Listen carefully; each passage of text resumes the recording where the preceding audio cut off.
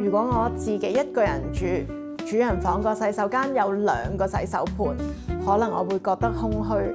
小潭山莊最細嘅戶型接近2400尺，分別係 A 同埋 H 戶型。今日我哋主要介紹嘅 A 戶型，特色係同自然最接近。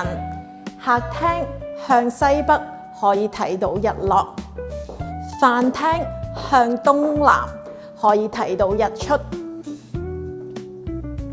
如果你想同小潭山比較貼近，想多啲負離子可以入到屋，我哋可以揀20樓以下嘅單位。而如果你中意同天空更加接近，我哋可以揀30幾樓嘅單位。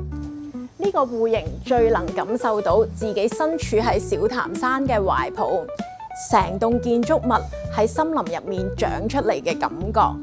我哋睇咗主人房先，主人房冇做得特別大，但係就有皇帝寢室嘅概念。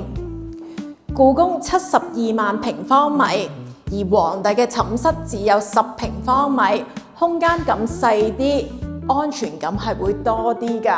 我哋睇埋套廁，3房戶型入面只有呢一個可以做到淋完浴即刻落去浸浴。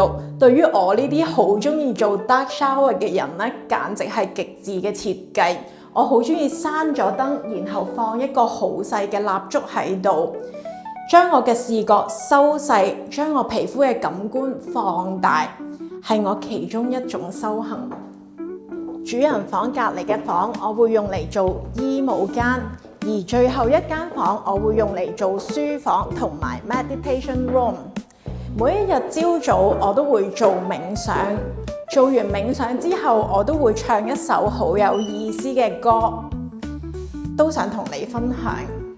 May the sun shine long time upon you, all love surround you.And the pure light within you, guide your way on, guide your way on, guide your way on。